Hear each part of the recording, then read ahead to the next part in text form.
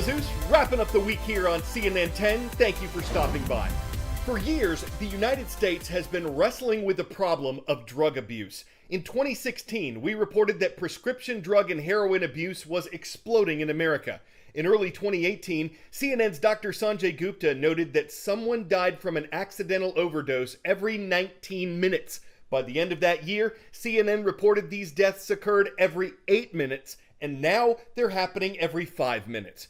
For the first time ever, over a 12-month period, the U.S. recorded more than 100,000 deaths from a drug overdose. That took place from last spring to this spring. Health officials say the spike in overdose deaths started during the lockdowns of the coronavirus pandemic, and they blame that pandemic for playing a role in this. In most of the drug deaths, almost 2/3 of them, opioids, synthetic painkillers, were a factor. This has been an issue long before the pandemic, but it is clear that the problem has never been worse. And I want to break it down a little bit for you. First of all, the numbers that you see on the screen reflect a one-year period, as you mentioned, between April of 2020 and April of 2021, right in the middle of this pandemic. More than 100,000 people have died of drug overdoses. And to give you an idea, that's a significant increase compared to the year before. But I think it's also worth just digging a little bit deeper and understanding the problem. Most of this is from opioids, and most of this is specifically from a type of opioid known as fentanyl. This year alone, DEA has seized enough fentanyl to provide every member of the United States population with a lethal dose. And we are still seizing more fentanyl each and every day.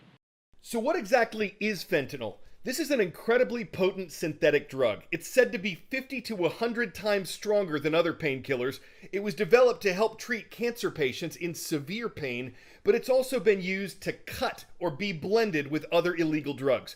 Because illicit pills that contain fentanyl are often made to look like prescription pills, some of the people who abuse them don't even know they're taking fentanyl, and it's so potent that it's causing overdoses and deaths. Who's abusing it? Millions. Before the pandemic hit, CNN estimated that more than 10 million Americans ages 12 and older had misused opioids in 2019. We can assume from the new statistics that that's increased over the past year, and the majority of this abuse was of prescription painkillers. So people getting these pills illegally are in greater danger of getting fentanyl-laced drugs. Where are they coming from? The U.S. Drug Enforcement Administration says most of the illegal fentanyl is manufactured in Mexico and then it's smuggled into the U.S. Some of it has also come from India and China. Over the years, several presidents have faced this problem. In 2016, the Obama administration set aside $1 billion to address the drug epidemic, which included heroin and opioids. In 2018, the Trump administration dedicated $6 billion to the fight against opioids. And this year, the Biden administration has put $4 billion toward combating overdose deaths. 10-second trivia. What event made Olympics history in 1968? The first Special Olympics, the first United Korean team, the African nations boycott, or volleyball's Olympic debut? In 1968, the first Special Olympics was held at Soldier Field in Chicago, Illinois. About 1,000 athletes took part in those games, according to Encyclopedia Britannica. They were all from the US and Canada. And now, the Special Olympics organization says 5.5 million athletes from more than 190 countries participate in Special Olympics programs. The organization has always encouraged people with intellectual disabilities to participate in sports, but its mission goes beyond that. The Special Olympics also aims to overcome the discrimination this group has faced. Worldwide, it has more than 1 million coaches and volunteers. It has support from businesses, governments, and individuals, and that includes the world record holder for fastest 100-meter and 200-meter sprints. CNN's Becky Anderson got to meet, interview, and even train with Usain Bolt. He was once the fastest man in the world. Usain Bolt won 8 Olympic gold medals before retiring in 2017. But that hasn't stopped the legendary Jamaican sprinter from inspiring fans around the world. And now he's raising awareness for athletes with special needs. What do you hope your legacy as the world's fastest man will be for athletes with special needs and others? for me, it's just all about to show determination, you know what I mean? And for me, it's to see them go out there and work as hard as they do. It also inspires me, you know what I mean? To know that they have the disability, but they never give up. They want to be great athletes also. Are you gonna join me in Dubai? Okay. Bolt recently invited Emirati sprinter Hamda Al Hosseini to run with him in a charity race at Expo 2020 Dubai. Hamda has more than 15 Special Olympics medals to her name.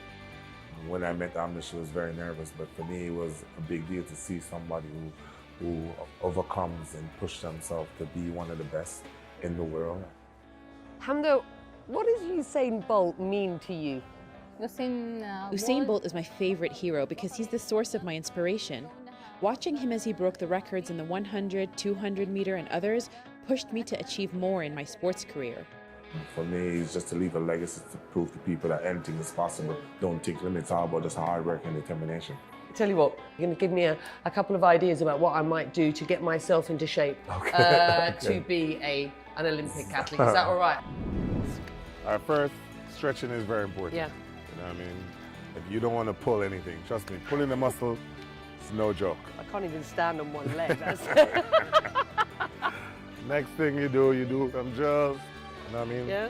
Some skipping drills, there's some skipping drills. Yeah. Here we Just to go. warm up. Then after you feel a little bit warm, then you can do some light sprinting. Yeah. Oh yeah, a little bit of light sprinting. You fancy it? You know what I mean? You like go. You know I've clearly been training, right? Yeah, you sprint out. Yeah. Usain Bolt, inspiring and connecting athletes on and off the track. All we need really to end this is a big old give it! Thank you.